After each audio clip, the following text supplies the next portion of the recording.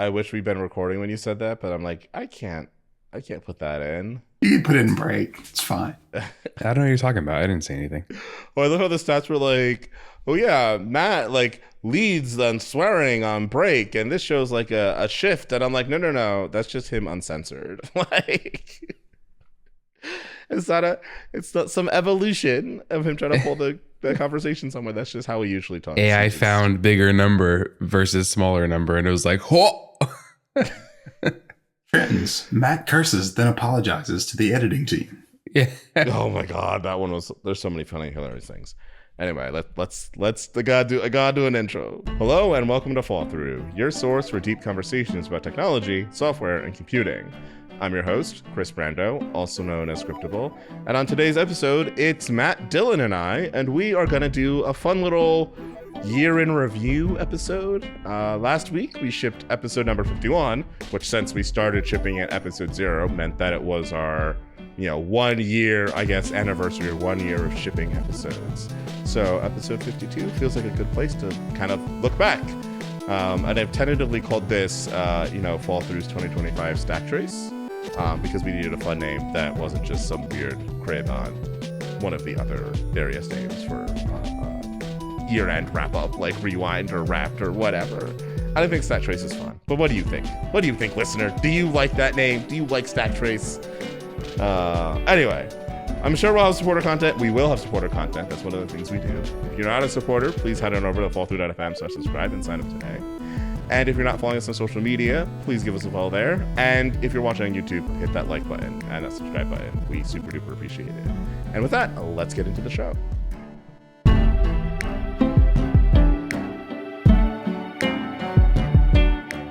Hello, viewer/listener. How are you doing today? Hope you're doing good.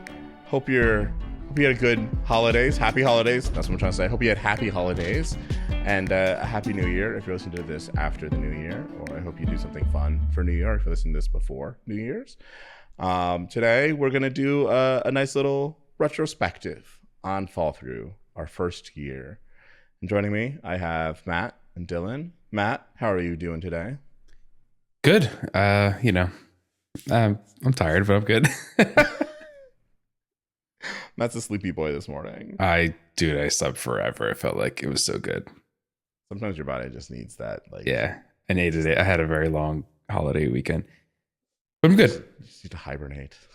And I changed my mic settings, so hopefully things sound clearer, louder, better. Yeah, it sounds good to me. Hell yeah. And Dylan, welcome back to another episode. We do miss you sometimes. You got to come back more often. But how are you doing? You only miss me sometimes. Appreciate that. Yeah, only sometimes. Doing well. Avoiding the plague that's going around this time of year. Son's off school. The wife is sick. I'm locked in my office with a can of Lysol. You're like, be gone, sick people. Yes. Yeah. It's amazing.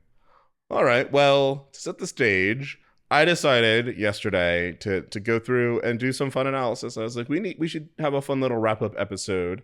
And I've been wanting to get transcripts for all of our episodes for a while. So I sat down and I shoved all of our episodes through a transcription service that is reasonably good at what it does, and got a whole lot of transcripts, and then shoved that through some more LLMs to get some hilarious summaries of this year. So yeah, I think we're just gonna bump around in this document a bit and talk about how we've changed, how we've evolved, what things have stayed the same.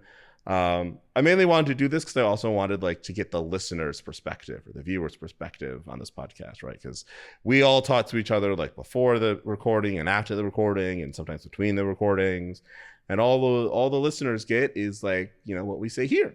And if you only listen to Fallthrough Not Break, you get even less. You don't get our fun after show banter. So if you're not listening to Break, you should go listen to Break. It's a really fun after show. But yeah, so it's okay, let's get some interesting perspective going. The most interesting stat to me, and I knew that I talk more than everybody else, right? I didn't realize how much more. I talk than everybody else. I knew I had a problem. I just didn't know how bad it was. Because we ran the numbers, and we as a group said, somewhere north of 500,000 words. But apparently I said somewhere on the order of like 300,000 of those words. And that's just, it feels kind of weird, but I have had a chance to, like, when I'm looking at the editing and I'm like, oh, that waveform of me talking is like, there's way more of it than it is for anybody else. So Kris is monologuing. Water is wet. More at 6. yeah. Is water wet? Oh, wait, we can't get into those philosophical things right now. No, This is not the episode for that one.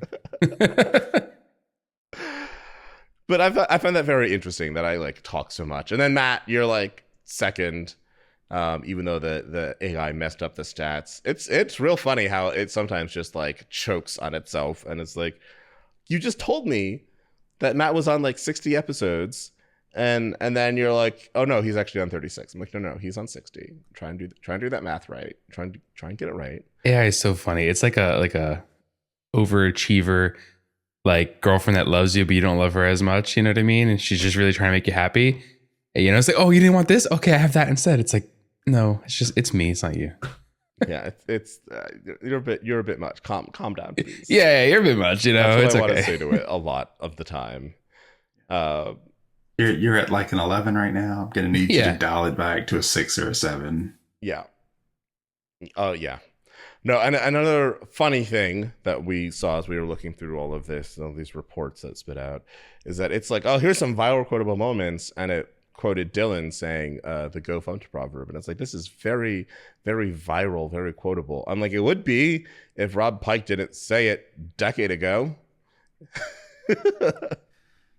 Let me remind you your definition of viral here. Yeah. It's interesting. But there are some like very some kind of, I don't know if grounding is the right word, but some like nice, like, oh, we managed to do that parts of this. One of the things it spit out was that at the beginning of the year, we were like 90% go in our episodes. And now toward the end, we're down to like 30%. Oh, thank God. Do we call that the Mitchell Hashimoto effect? Maybe. Yeah, it has to be, I think. It kind of has to be. It might need to be. But yeah, we did ramp down on the go and ramp up on so many other things. But I think that's like an interesting point of something we were trying to do. But yeah, what about you guys? I know you've only had like a little bit of a chance to glance through some of this, but what are your thoughts on this nice little AI report? I'm glad that you did it. You're the biggest AI booster I know now. I love it. I don't know if I'm a booster. I'm just like, okay, fine. I guess I'll use the new compiler. I won't stay on the old one forever. I won't keep writing assembly by hand. Look, you boomer. Writing assembly on punch cards. I mean, Exactly. it's cool to see stats about things. I like that. I wish the podcast like platform gave us more of that stuff. Like here's who's talking the most, and here's like how that breaks down, and blah blah blah. Like that would be nice. Yeah, it's surprisingly difficult to do. I mean, I guess once you get transcripts, it becomes a lot easier, but getting like accurate transcripts is a challenge. Yeah. I didn't realize that LLMs will also hallucinate when you give it like too much silence. So there were some times when I was just like, wait, why is it saying that Matt said assistant like 30,000 times in a row? And I was like, oh, he's hearing almost nothing, so it's like hallucinating words, and it thinks it's saying assistant. Yeah, that's the Oh, last that's thing funny. you said, so it's echoing. I'm like, oh, and that didn't appear for other people too. So that was just like its default word when it couldn't really understand with like the lowest of confidence. That's probably an system prompt. Like you are an assistant. As an assistant, you need to do the assistant things. And it's probably just like, looking in the mirror, I am assistant. Assistant. Yeah. Assistant. It's like I hear it saying assistant in the wind. Oh my God, not the lizard meme. Lizard. Speaking of hallucinations, lizard. Longest debate arc, Go modules. From episode 2 all the way through episode 51. I don't think we've been debating Go modules that long.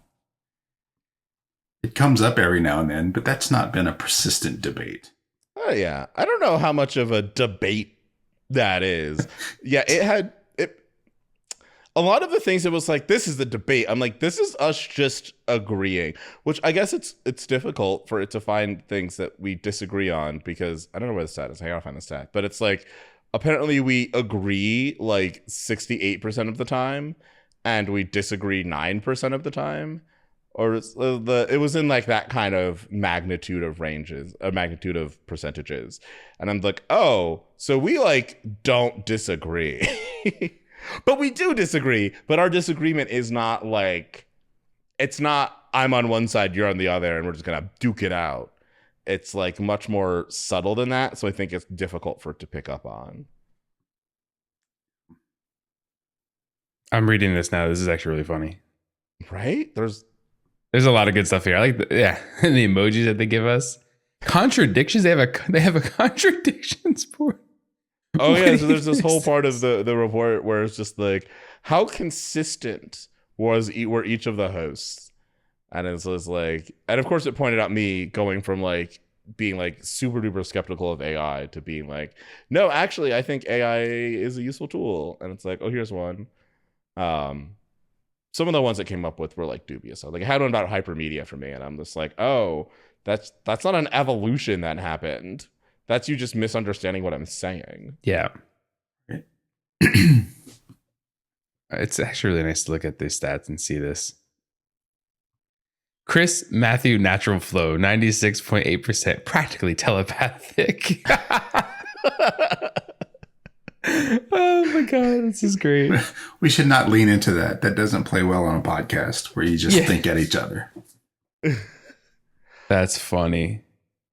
Once again, it's like, I don't know. I feel like Matt and I disagree, but we just don't disagree in a way that it can understand. So it's like longest single speaking session. Kris, 30 hours across 67 episodes.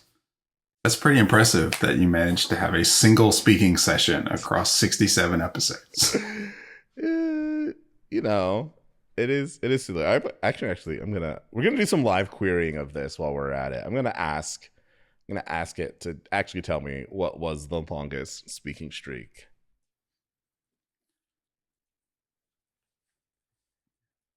Oh, you have the data live, right?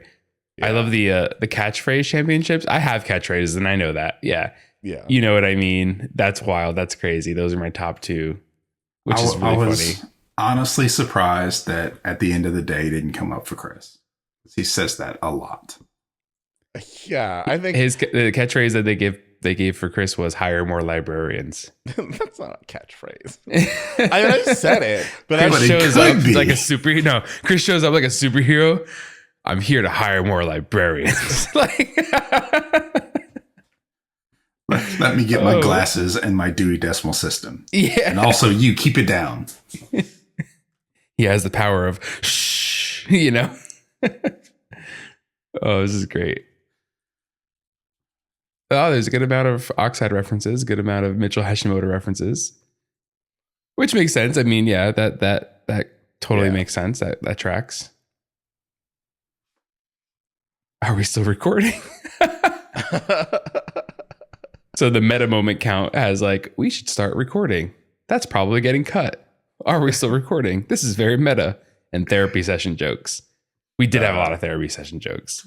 Yes. Yeah. No, wow. It's this has been a fascinating like dig into just like how what it might be like for a listener of the podcast to listen to what we say each week. Because I mean, this is great. Elaboration rate 38%. I don't even know what that means. Go modules as long as debate arc. I know you said that before. Oh, it's because it's for the debate arc. That's kind of silly because it's just counting the first time I heard that thing and the last time I heard that thing, and it's taking the span of that. So it's like you mentioned this in episode 2, and then also in episode 51. It's like, yeah, no duh, but we didn't talk about it for like most of the episodes in between. We're still arguing about it Yeah. That's like you said hello in the first episode and you said hello in the last episode. That's the longest thing you've ever said. Like, okay, dude. Yeah. Like my 30 hours of speaking straight. Yeah. We just left Kris on for like 30 hours and we came back and he was still going, you know. I do want to say that probably, I don't know how this analysis is going to go, but I will say probably my longest speaking session will be like 15 minutes, I want to say. I think I did see once there where I was literally just like, I looked at the times in Final Cut and I was like, is that literally just me speaking uninterrupted for like more than 10 minutes? That's crazy. Sure. I'm pretty sure it was an episode with just like Matt and me, because Matt, you'll just like fidget with your Legos while I'm just saying something. Yep. And or whatever's on my desk, which today is not Legos. It's a football, a little stress football. On Brand Awards winner, Matthew's profanity count across 36 episodes. That's right. 37 Very on episodes, brand. bitch. No, I'm just kidding. come on, Matt. Now I have to edit that. Apologies very to on editing brand. team. Plus 26. I love this AI take from cargo culting to I was wrong.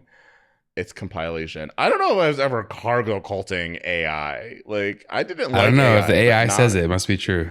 but not for the same reasons why everybody else doesn't like it. Matt also wins the Analogy King. I feel Fire Oh, yeah. analogy, beef analogy, I hardware don't remember store. talking about beef. Did I talk about beef?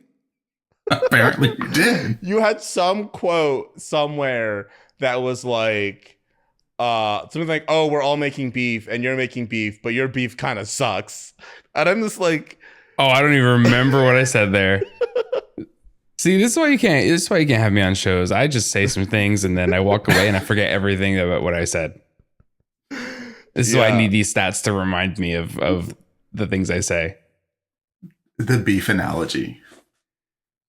You know, I had some beef yesterday, so I might make another one today. I might make another beef analogy. longest gap between episodes, 7 days. That's also not true. I don't think that's true. But okay. It says approximately 7 days. This There's a is true. squiggle in front of it. Hand wavy. We never went. I think we did ship every like week of this year. So even though when I got sick, we slipped from like shipping on Monday to shipping on Friday. Like we still. So there was like a longer gap for that first time we did that. But or really, I guess it happened slowly. Like it was like, oh, we slipped shipping on like Wednesday and then shipped to Friday, and now like last week's episode went out early because that went out on Wednesday. Yeah, Christmas Eve. Went out Christmas Eve. So you know what? Trying to keep a podcast going is hard. And when you're sick and have like and feeling awful and you want to lay in a bed, you're just like, you know what? I'm not going to get up and edit right now because I feel like I'm dying. I'm not doing that today. Yeah. Okay. The AI is crunching away, trying to find the longest monologue. It is fun that you can just like dispatch things to it. It's like, go find me this thing. How much you want to trust it is another question. But Yeah, you have to definitely verify the results of these things. also, what was the 354. Olympics analogy? I don't remember any half the analogies I made. So many. I'm sure there were there. Like I'm sure it's not lying, but I don't remember them. Yeah. No, I think like next year, what I'm gonna do when we do this is like actually like spend, because I literally thought about doing this like last night. I was like, oh wait, I can just AI some of this, and or as I will call it, use our digital librarian to give us some good information. But it needed more refining. This process, listener, this process was so much. I blew through so many session limits trying to get this stuff processed because it turns out we have said a lot of stuff. So like, even though we had these transcripts, right? So I got all these transcripts and we had the thing go through and summarize them. We still had like 72 episodes that we wound up shipping between Fallthrough and Break. And that wound up being like 750,000 tokens worth of stuff. And that doesn't fit into 200,000 tokens worth of context. So yeah, had to batch that. And it did not figure that out until it had like consumed quite a bit of usage. So, these things definitely not taken to the world yet. So you did this all via the API?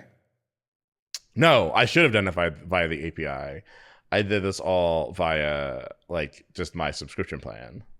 Like an agent, like a code agent, or whatever, Yeah, like use a terminal Cloud agent. Code. Yeah, because I that's the other thing too. When I first started doing this, I was like, should I use Claude Code for this? And I was like, this is why Claude Desktop's better. And then Claude Desktop was not working at all. And I'm like, should I use Claude Code for this? It's like, actually, that's a great idea. And I'm like, oh my god. yeah. I AI has been like weird to me. I would ask it to do something, and it's like, oh, I'm sorry, I can't do that. And I'm like, what about this? I'm like, oh, yeah, I didn't think about that. Now that you're saying that, that makes perfect sense. I was like, but why didn't you find this? And it's like, oh, I'm so sorry. Here's the final solution. I'm like, there's nothing final about this solution. Oh, yeah, my bad. Here's really the final solution now. I'm like, can you stop saying final? That word doesn't mean what you think it means when you use it like that. Like, they try so hard to, the AI agents are so weird. They try to like either keep the conversation going with like, would you like me to do XYZ next, sir? And I'm like, no, I didn't ask you to keep going. Just give me this answer. Or they're like, this is the final thing. You should use this. Goodbye. And it's just like, dude, no, it's not. It's not. We're not. This is the second question. How are we on the final already? Like, yeah, AI's been a little. It's been a little weird. I don't think it's anywhere close to taking over anything. No. Okay, so I got the stats in the top 10 monologues. These are definitely like somewhat wrong. But I do have the number one spot, which I got last episode, which is the on semantic, talking about semantic versioning's fatal flaw, which was 10.7 minutes long. But I know that's wrong because I know there's episodes where I've definitely talked for longer than that. Like it's in the timeline. So, but number two is Opato. He did a 10-minute monologue. Glad that number two is a guest. And then numbers 3 through 7 are me. And then number 8 is Pato again. Number 9 is me. And number 10 is Angelica. Perfect. Yep. And a surprise to no one at all. Yeah. And apparently the longest, so number 1, number 3, 4, 6, and 7 monologues were from last episode, number 51. There might be some recency bias in there. Maybe. Yeah, like with the data. I might have to be like, go through and I don't want to. Yeah, I'll have to figure this out later, and we'll maybe. I think maybe I should throw together a little website with some of these stats on it because I think that'd be fun. But also, Matt, it was funny because I think we have just fallen into this pattern. Interpret it as us completing each other's thoughts, but I think it's just like an extremely efficient handoff mechanism that we've developed between the two of us. Where like we just kind of know when the other one's gonna like finish a thought, and we just kind of immediately pick up on it and like go. And I think that's what it's picking up. And it's like, you're finishing each other's thoughts. I'm like, except we're saying completely different things. Like, what is wrong with you? Right. I'm just getting to the end. And the if this podcast were a section is interesting. If we were a college course, we would be 6 credit hours, a full 3-semester sequence. Wait. 3 semesters worth of lecture. Wait, how is 6 credit hours 3 semesters? What school College has just weird, man. What school has 2 credit courses? Are most courses 3 credits? Maybe some Usually we had 3s and 4s at LSU depending on when they were scheduled. So like we had 4 credit hours if they were like more. Like some of the math classes, you went 4 days a week instead of 3. So we got 4 credit hours for it. Okay. Well, there's definitely some nice mistakes in here that are just funny. I find it amusing. 220 marathons worth of podcast content. It's amazing what happens when you just ship consistently. I'm telling you. That I will say our early episodes were long. Like, oh my goodness, those two, that Kelsey one we had, like that was nearly 3 hours long if you got the extended edition. Like, oh my goodness, That was a good episode though. I enjoyed that that one. was a great episode. Yeah. Also say some of the behind the scenes stuff, like when the first few episodes of this podcast, I like wanted to cry with how obnoxious it was to edit them. To like get it through post took me like 8+ hours. And now I get through these in like much faster. That's also because I edit them at 2x speed. Because ain't nobody have time to edit at 1x. That was my first mistake. But also I think that I edit us a whole lot less now than I did in the beginning. And at first I was like, am I just kind of getting lazy? But then I listened back to it. I'm like, no, I think we all have figured out how to talk better to each other and on this podcast. So it requires basically no editing. Just that's a wild take, Chris. You do something more and you get better at it. Listen, sir. Hold on. That's just craziness. Listen. Yeah. But that's what I'm here for. Interjecting sarcasm. This is true. I feel like you also speak a little faster too. Because in those early episodes, I was like, I gotta cut Dylan's stuff together so he sounds like it's not giant gaps. So I don't sound like cornbread. Yeah. Now I don't know if that'll ever change. We'll see. Yeah. No, I've definitely embraced the philosophy that like people who listen to podcasts a lot mostly listen at least 1.25, if not 1.5 or 2x speed. I distinctly remember my first year of college. I went off to college, North Alabama, still pretty deep South, but not here. And I came home for Christmas for 3 weeks. And when I went back, everyone there was like, wow, your accent completely reverted in 3 weeks. Oh my God. That's usually how it is. Go ahead. No, it's fine. Go. The AI, so you go. I was going to say I'm repumping the AI. I was going to say I find it interesting. I'm just really tickled by the fact that we were just talking about this amazingly refined handoff process, and you two immediately go into just babbling over each other. Well, I'm like looking at my terminal, not at I woke up screen, like 20 minutes ago, okay? So you gotta cut me some slack. I'm not on my game yet today. That is karma right there.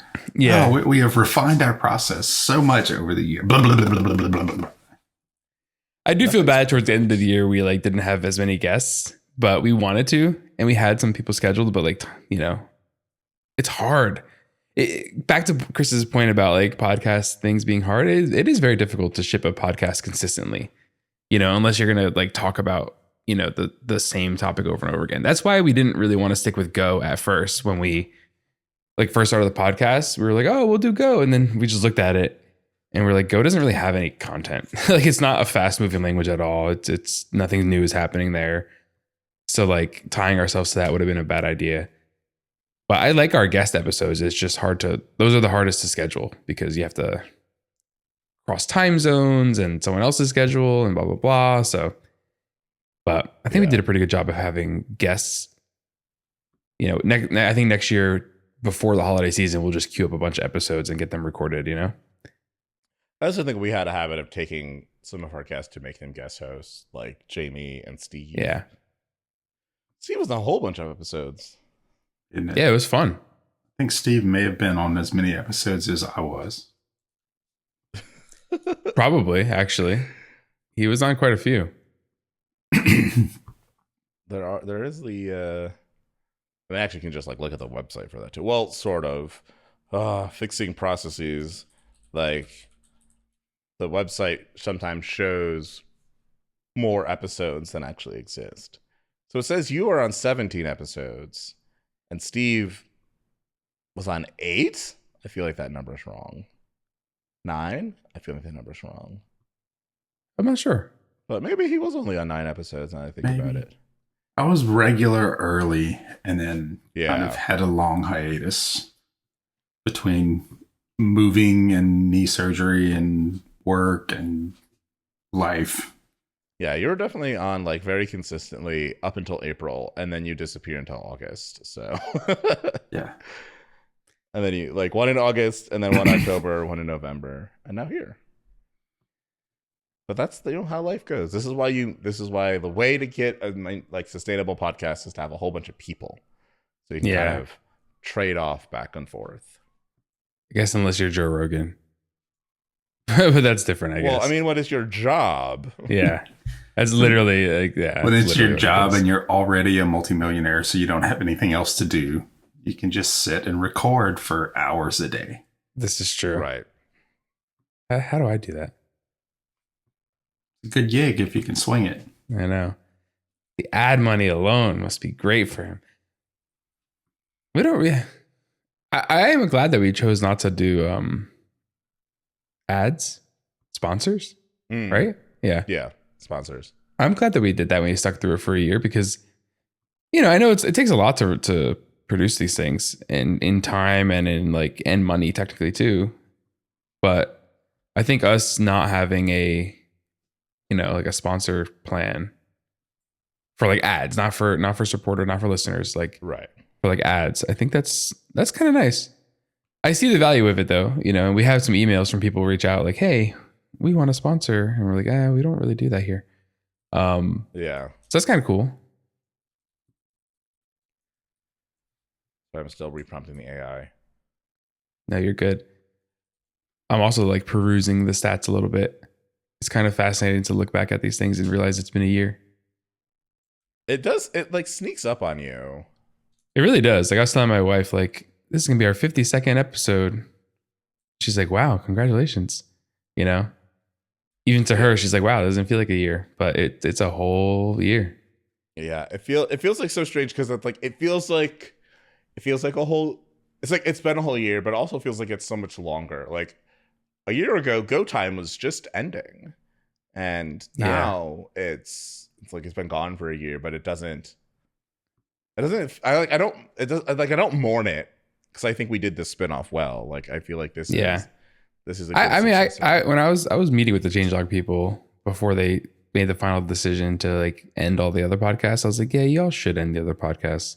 It should just be you all with the primary episodes. And Go Time, I was like, Go Time specifically, like, what is there else to talk about with Go?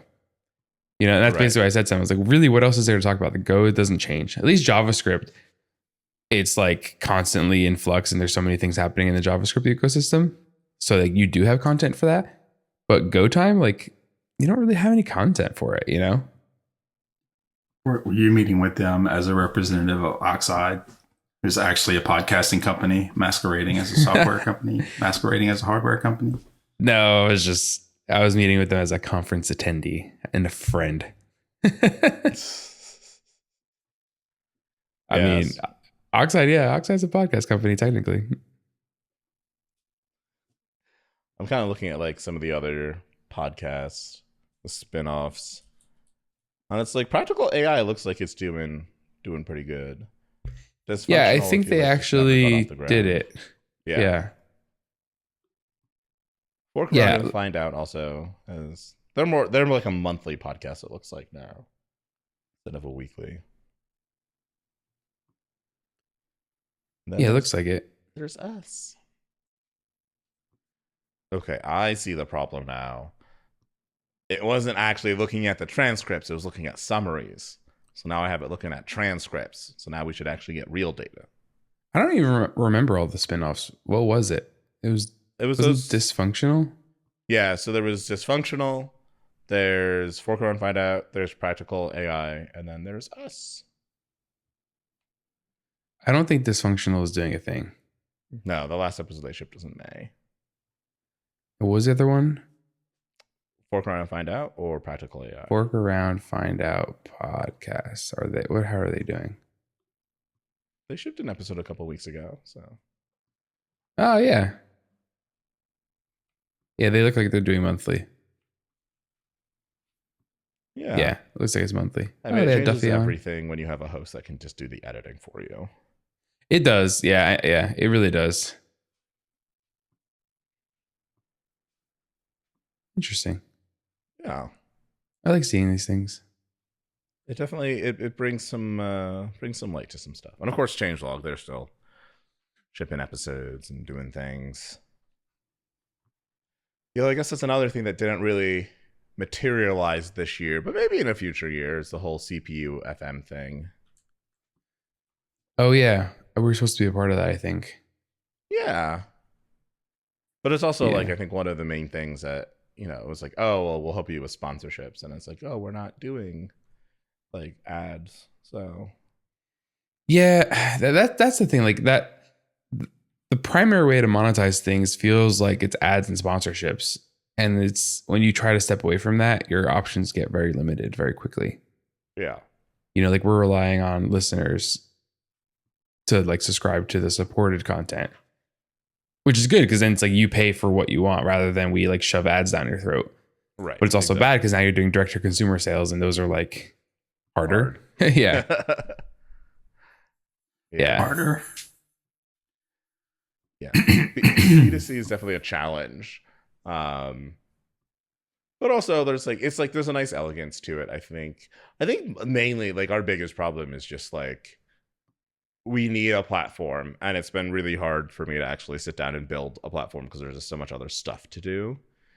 And now we're finally getting to a point where like I'm having a little bit more time to work on building a platform. And like, obviously the coding agents and digital librarians are also helping quite a bit in the process of like really just not even with building the platform itself, with just giving me the tools I need to reduce the amount of time it takes for me to edit and put together an episode.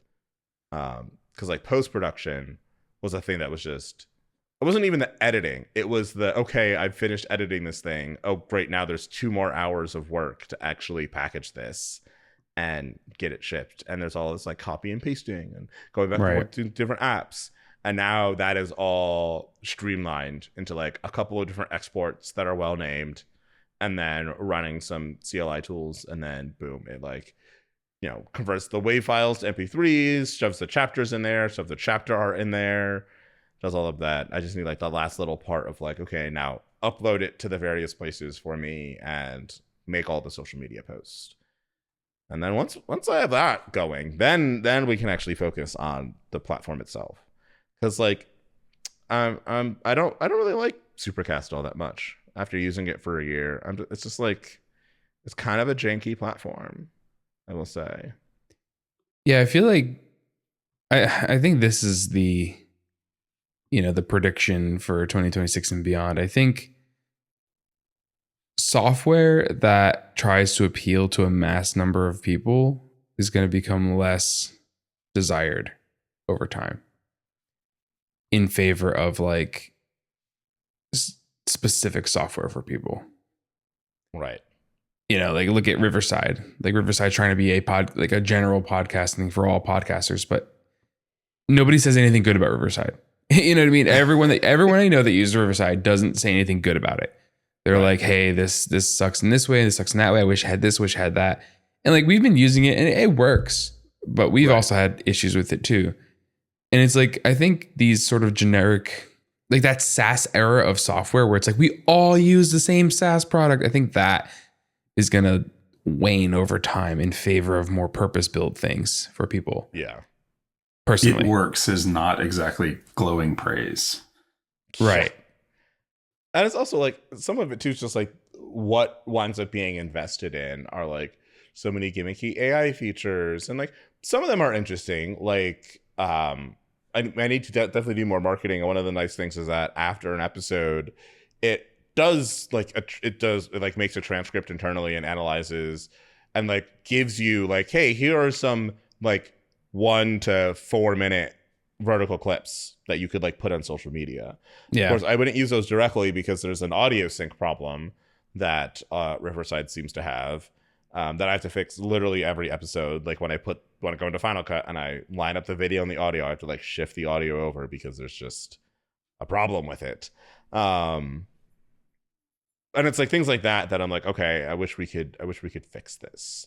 Or once again, it's just like Riverside, and I think like a lot of different of these tools is meant for people that aren't like professionals in this space, right? Aren't people that are like professional broadcasters, so they don't like have a lot of the tooling that you would want to have. And like over time we fixed a lot of the problems. Like one of my big gripes in the early days was with audio would just be real rough trying to get everybody's levels right, but I feel like we've all managed to dial that in, and I've also done a lot in Audition to just clean up audio and make it a whole lot better. Like I fixed that part of it. So it's like Riverside didn't get better. I just got better with what I was doing and the way that I process everything. So normalize levels, bring things up, do a lot of denoising, all of that. But there's a nice little template. That's another thing. It's like I have a template. I just open it. How's everything? I just drop the clips in and do an export, and then go over to Final Cut and add it away. Yeah, I think we you kind of nailed that part, which makes us be able to ship episodes very quick. Like we were able to record today and ship tomorrow, like, which is kind of crazy. Yeah. Assuming that you're ready to edit right afterwards, right? Obviously. Right. But that's kind of unheard of in a way, right? Like many people don't have the ability to do that. And so we're lucky in that way. So thanks, Kris. Yeah. Thanks for being our producer, course. editor, host, all in one. You're our all in one. Okay. but real talk. Let's talk about monologues because the processing has finished. Yeah. See, I was just delaying with my own monologue. Who do you think has the number one monologue, and how long do you think it is? It's Kris, number one. We all know it. We all know it's Kris. It's Kris. He's laughing because it's probably not Kris. All right. My cheeky answer is it's Kris and it's 15 minutes. My real answer is it's probably Steve, and it's probably 15 minutes. How many? 15? 15. Okay. Dylan, what are your guesses? Skewed by the fact that the stats say that the Louis Villa episode, he had like 80% of the words in the entire episode.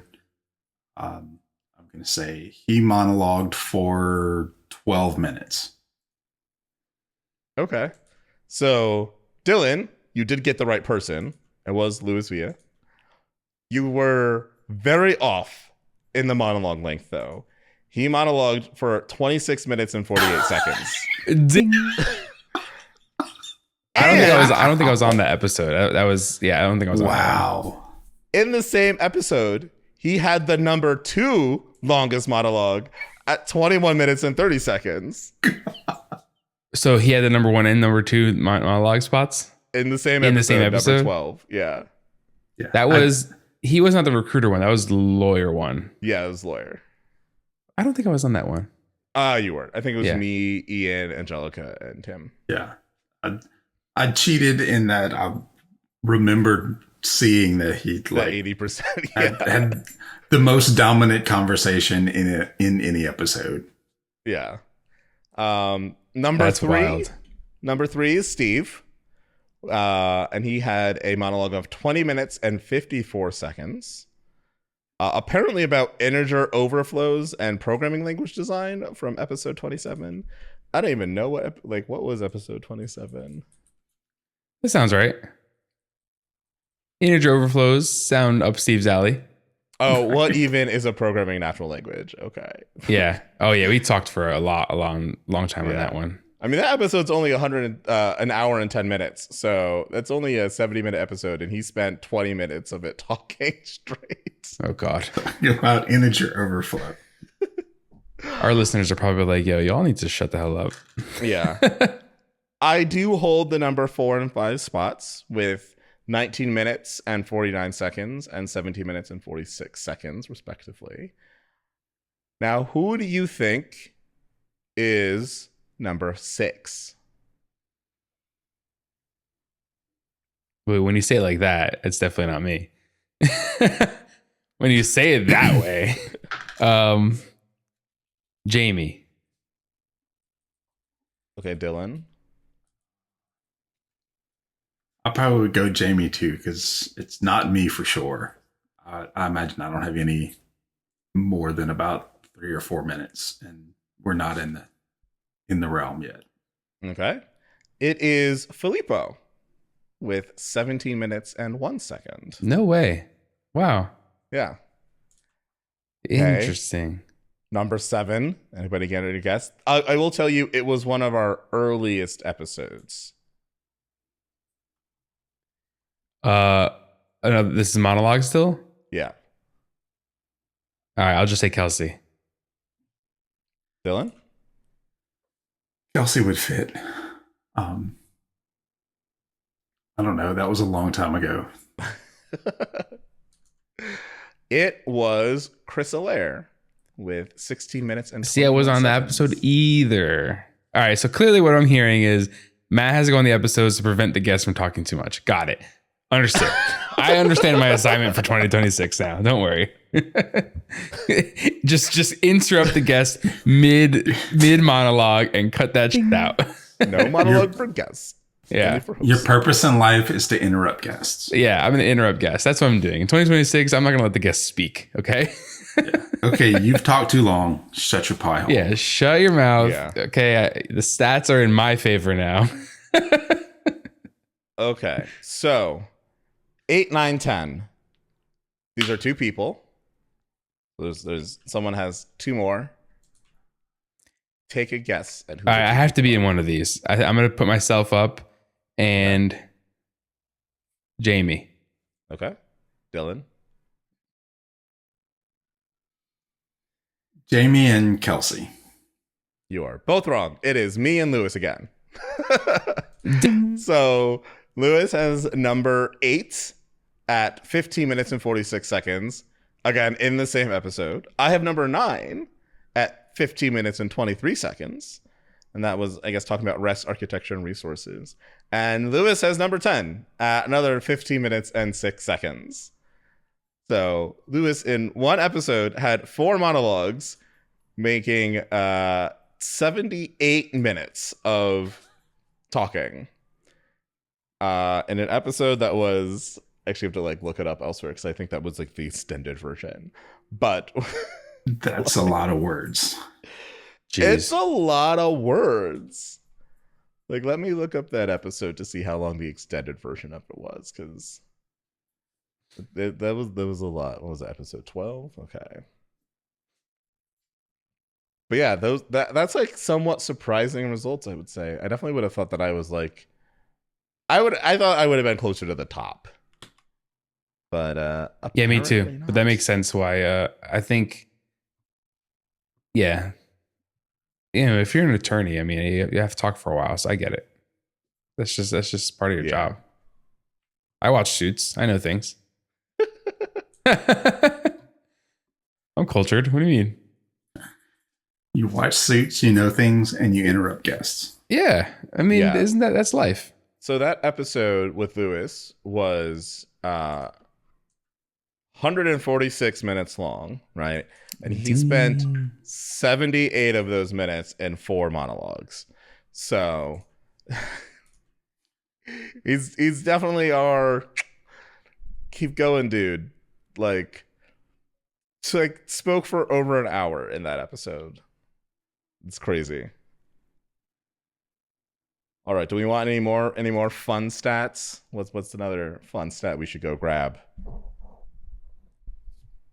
I'm gonna step away for a second. My dog is being very insistent that she needs to go outside. She's come and nosed me like 4 times. Okay. Yeah, take care of your dog. Matt, what other stat? What stat should we pull? What kind of stats are we? I guess like, did we get average episode lengths and things like that? Oh, like, we have not done that. How long our episodes were on average, or in some sort of median. That would be a fun episode, a fun statistic. We definitely trailed off on like guests towards the end, so that makes sense. Yeah. So like No, we know that. it is wild how like that one episode was so dominant. Like with it was just like really tough. And I remember too, it was like because he just kind of kept going and there wasn't a good spot to like stop him. Yeah. Okay. So yeah, we're doing some distributions of our episode lengths. I definitely know from like a recording perspective, we dialed it in quite a bit because we used to just be recording for 3 hours straight. And you know what the thing is that I think changed that? I think break really changed that. I think break was like the exact solution we needed to that problem because it was always like we have so much more to say, but we want to say it. It also solved our like we're gonna stay on for 3 hours after we record just talking problem. Well, it's interesting because like I know some listeners have probably been on podcasts before, but like when you're there on a podcast and you're talking, it's hard. It's hard to like. First of all, you don't always say what you want to say in the moment because you're in the moment and responding live. So then later on, as you've had time to think about what you said, you're like, oh yeah, I missed this and I want to dive in here and there. But like you can't because you already spent 20, 30 minutes talking about the topic already and you don't want to go another 20, 30 minutes going back. So that's where break kind of comes in. It's like, yeah, I wish I would have said that. And you can have at least that little one sentence overview of it. And I like that. Yeah. So yeah, I think break was a good addition personally.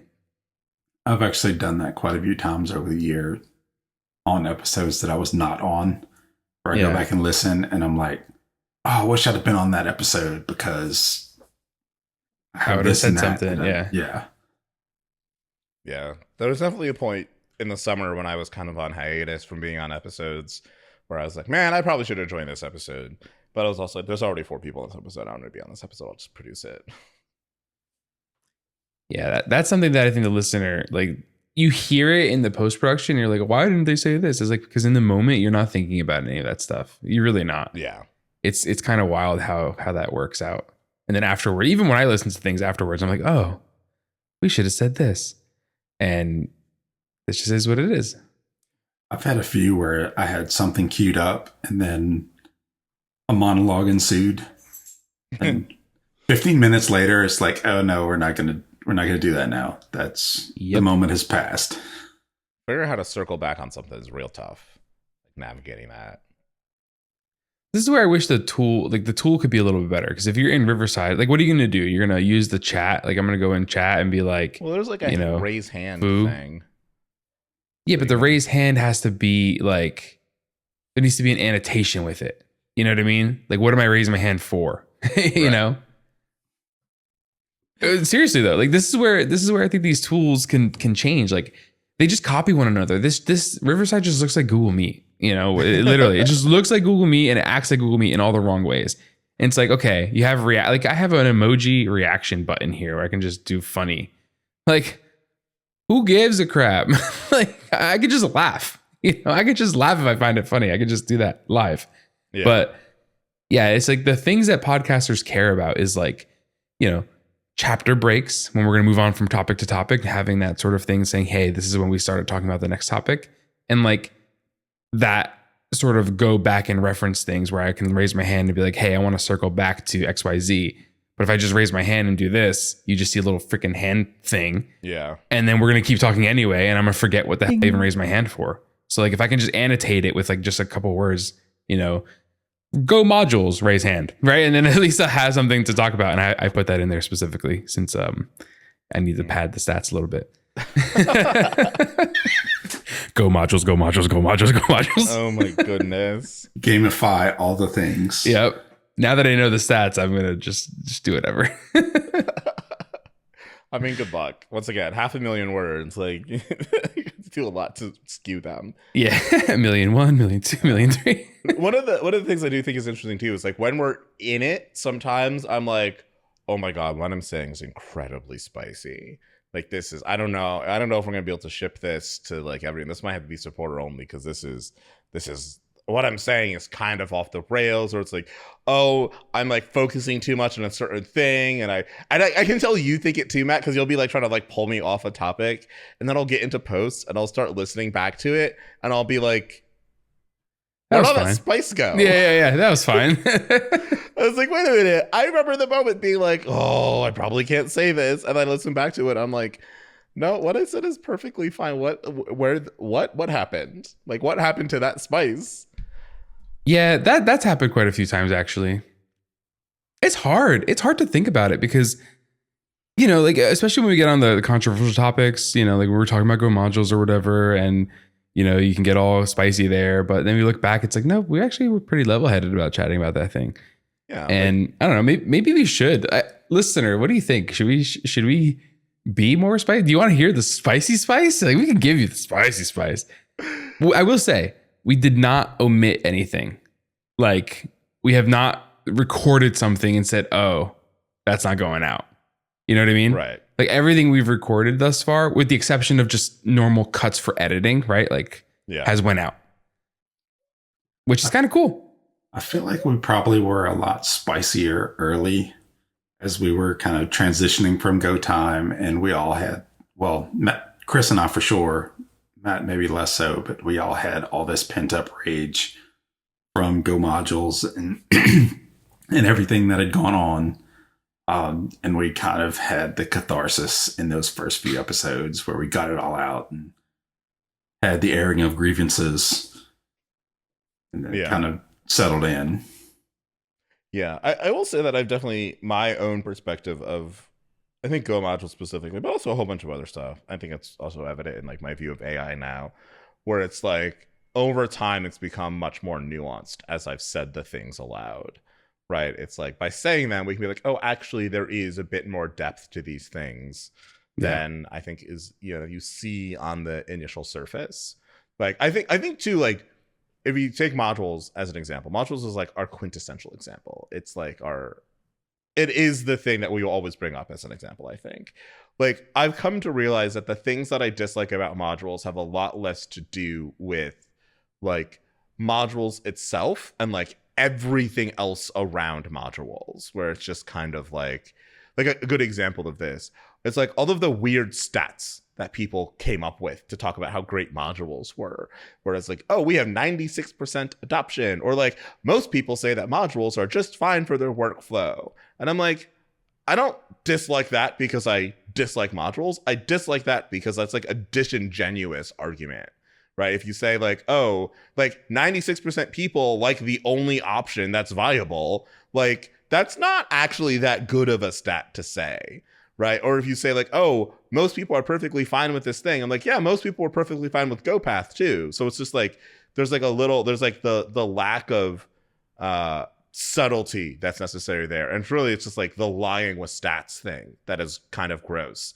And I just like that in any context. It just also happens to be paired with something that is like also not great for a whole bunch of other reasons. So it just kind of like compounds together. But like teasing that apart is a challenging thing to do at the end of the day. I think it comes from discussion. I think the discussion is what we've done here. But Kris, they did a survey and they ran the numbers. We have the data. You cannot argue with the results of a self-selected survey. The data, and it's everywhere. I see it everywhere where people are like, oh, well, do you have data for that? Or we have the data and the data tells us this. And I'm just like, your data, that's not how data works. That's not how any of this works. Please stop. Please just like come up with a coherent argument. Don't just be like, relying on data is like a lazy thing to do, right? It's a way to just kind of shut people up or shut people down because they're like, oh, well, you're insignificant. What you're really saying is like, your problems are insignificant because of the data I have presented, which is just kind of like a crappy thing to say at a human level, which is like the thing that like starts irking people is like, oh, well, yes, 96% of people like modules. So obviously those 4% that don't can just sit down because everybody else likes them. So it's not just about modules at the end of the day. It's about really the rhetoric of this industry as a whole. Because I have the same gripes with all the AI hype and the nonsense that goes around where it's like, stop lying to people about stuff. Like, stop saying you have super intelligence in the basement. Or like, stop trying to tell people that like, oh, look how great this thing is now. Just imagine in the future when it'll be better. And I'm like, that is a fallacy. That's just like it's a huge fallacy. Please stop doing that fallacy. Like I like once again, I like the tools. I don't like the marketing. But it applies to a lot of stuff. Now I also dislike Semver very much. So it's gonna be good when we have Steve on again, so we can battle it. Yeah, out. I'm ready to talk about that because it was mentioned, and then I have my own thoughts, but I would like to talk about that. About Semver. Yeah. We gotta talk about it, Matt. Yeah, I want to talk about all these things. I mean, we should start a these podcast. episodes, so we should do a podcast talk about these things. We should talk about them on a podcast. Maybe just the two of us. We could have a conversation about something like semantic versioning. Yeah. I think that'd be a good thing. We could do monologues and stuff. Just for fun, you can occasionally have other people join, just for variety. Maybe. Yeah. Sometimes it's really this podcast is really about Matt and me, Dylan. So you're just here for comic relief. Yeah, I mean, come on, Dylan, please. Okay. My purpose in life. Yeah. How dare you? Oh, okay. But another stats breakdown, Matt. The machine has done the crunching. All right. So, what do you think is our average episode duration? No, I mean I feel like this is like there's definitely been some interesting stats. I don't like this. I think the first year of doing anything I think is hard because you're like, what are you gonna do? I think both for the podcast as a whole and for this stack trace, as we're calling it. But I do hope this becomes a yearly thing for us. Because I hope we keep having a podcast for many years to come. But I think it's good to sit down and reflect and kind of see the past and look at things and grow and change from that. But I think our future as a podcast is pretty bright. I think there's one thing I would say. I feel like our conversations always have a lot of nuance, which I always appreciate. Yeah, I like it too. I don't think we have any boring takes. I mean, I do love that we don't have any yelling. I don't think we've ever had people yell at each other. I don't even think we've had people be angry at each other on this podcast ever. I feel like, maybe there's been yelling out of excitement, but I don't think there's ever been yelling out of anger. Yeah, I don't remember any time where people actually got genuinely. Yeah. We should start getting angry more. We should just do it. Out. Yeah, I think the closest we might have gotten is on that episode with Kelsey when he was just like, y'all need to go to therapy. Yeah, that was the Go module stuff because people were, Such a good pull quote. It's just like, y'all need to go to therapy. Yeah. It's great. I will say it's kind of wild how much I just don't care about Go anymore. Over this past year, I'm just like, I don't care. I just really don't care. It's a tool. I'm like, if we didn't have a Fallthrough channel in the Gopher Slack, I'd be out of that Slack immediately. Right. So if we spin up a Fallthrough Zulip or something and we consolidate there, bye, Gopher Slack. Bye. I can't. I don't know. I guess I haven't had any reason professionally to explore outside of it, but I still prefer the innate simplicity of Go to my days writing just Byzantine C++. Yeah. I do still like Go. I just think that we need to. The biggest thing is I think we need to lean back into the things that made Go great in the old days. Yeah. The make Go great again. Nope. Just kidding. Just kidding. We were just talking about getting people yelling at each other. we can have the blue hats instead of red ones. No, just kidding. Not doing that. And last episode of the year canceled. Perfect time to be canceled, just like that. But no, I think there's I think I brought it up on the last episode where I was talking about Fallthrough. No, sorry, where I was talking about Go Frumped. I don't know what I said Fallthrough. I was talking about Go Frumped, and I was like, you know what? It did do some very interesting things for the programming language ecosystem, and I want us to do more of that.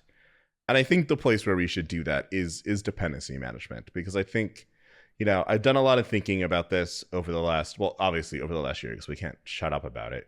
But over the last couple weeks, and having some fruitful conversations with my friendly digital librarian, and it's really clear that the frustration will be very difficult to express well because it is like a very complicated set of extremely nuanced things that have happened that have created like what is the module situation, which is why it's so difficult to like express why it's a problem. But it's and like I think at the end of the day, even if we had gone with depth, we still would have had this problem. It just would have been less severe. I think there's like this inherent thing that sits like it's like right below the surface of Go that's just screaming to be let out, of like a new way to do dependency management, to think about our dependencies and our tool chains and all of that. And I think we just need to build that. And I think that could actually cause a resurgence in the usage of Go, right? I think I mentioned it in last episode where I'm like, there's a real opportunity here to make like a secure, like a much more secure supply chain out of with Go than you could have in pretty much any other language. And it's like, we should reach out and just grab that and do that, right? Because especially in an era of like CVEs out the wazoo, like I saw there was a MongoDB CVE reaching back to like 2017, of just like, you know, remote memory dump. Like I think someone called it Mongo bleed, because it's like heartbleed level nonsense that's just been in that database for, you know, nearly a decade. Yeah. And it's like, you know, we've had Heartbleed, we have so many other things, just like Spectre and Meltdown. It's like, we need to figure out our supply chains. We need better software supply chains. And I think there's an opportunity for Go to pioneer something that other people can pick up on and run with as well. And we can make our industry as a whole more secure, better, and just give us all fewer headaches. Like, dependency hell is a real thing. And I think we all get a lot of headaches from it at the end of the day. So it'd be nice if we could shift ourselves away from that. And that's kind of where I am on Go. Like I want us to be that language that we were in the early days, and not just be kind of following everybody else or trailing everybody else. Yeah. But then how would we catch JavaScript on the Stack Overflow annual survey? More surveys, things that we should probably not care about nearly as much as we do. Once again, the best student in school is not the one that wins the popularity contest. Just saying. I was a terrible student, so I will second that. I would be a much better student now, but when I was actually a student and 20 and stupid, I spent way too much time drinking and partying and not actually studying the material. I have no comment for this because I was not a good student as well. I was a really good high school student, but I was a terrible college student. To the extent that at one point I was on academic probation. Oof. Yeah, I got suspended twice. I can't tell you how. I was very bad. I was very mean. Uh-oh. Yeah. Yeah. You know, it's okay. The Matthew now that you know is very nice and kind. No, that was not me. That was not me. Oh man, younger Matt had more Puerto Rican in him. It was very yeah. I was. Whoo, man. Yeah. You don't. It happens. We grow. We learn. Scary. We grow. We change. We evolve. That's life. You know, you're more mellow in your 30s than you are in your 20s. So. Yeah. Let's go with that. I remember my 30s. Way back when. Listen, old man. How many times do I have to tell you, old man? I'm tired of digging, Grandpa. Are there any other stats we want to go over before we call our year-end episode or rapid? Any other stats we can quickly pull? Anything y'all are interested in? Do we have something readily available for how many supporters / subscribers we actually have? I remember at one point we were like the most popular tech podcast in some random African country. I think it was. I thought it was like Thailand? Southeast Asian, right? Yeah. Southeast Asia. Yeah, I don't remember what it was, but it stuck out in one of those first few emails we got with the statistics. And they're like, the #1 tech podcast in That was hilarious. I readily don't have stats because now our stats are scattered across multiple platforms. But that is the thing I should probably get at some point. Yeah, I'd be curious to know, like, how many steady subscribers do we actually have? That is a surprisingly challenging thing to actually divine, especially with how aggressive Apple Podcasts is at downloading things. But yeah, I don't know.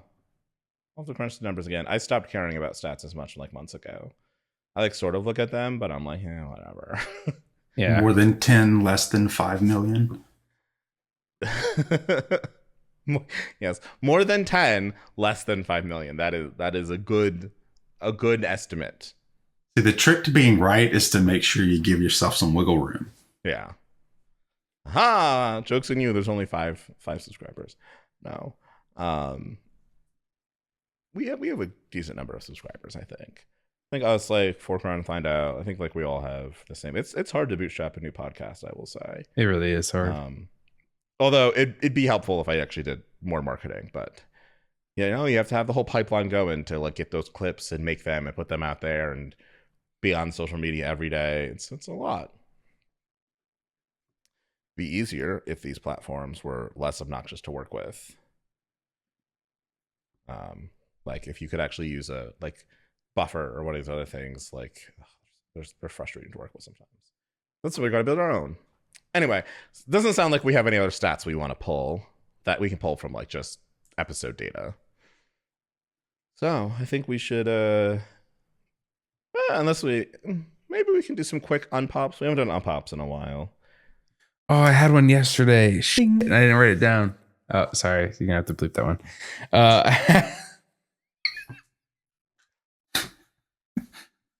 How on brand of you, Matt? I'm sorry. It's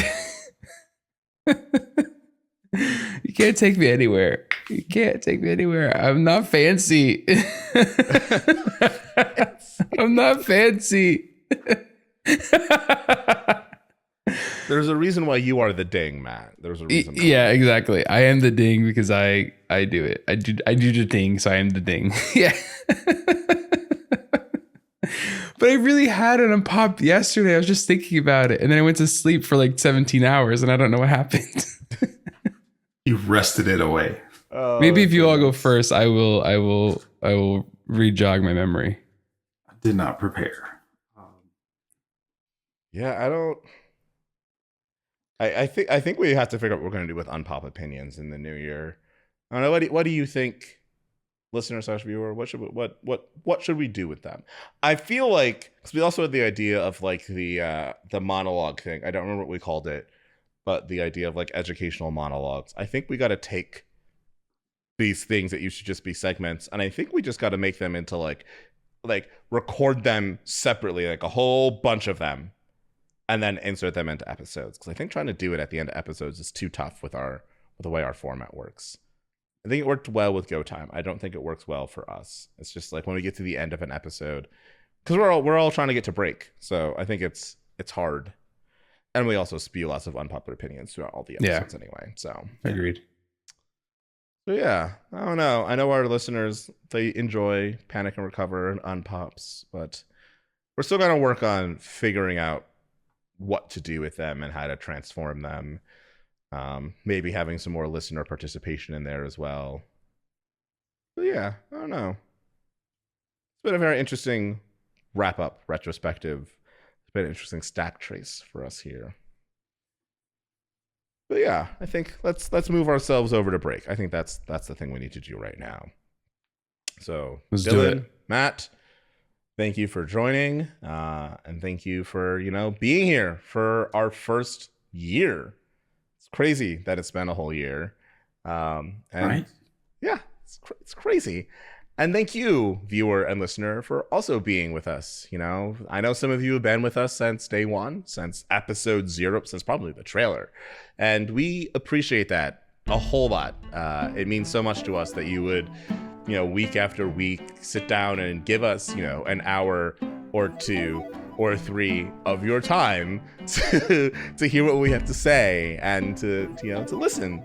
to what we have to say. And I hope that we have been entertaining, and I hope you have learned some stuff. I hope you have enjoyed the guests that we've had on and enjoyed our panel discussions.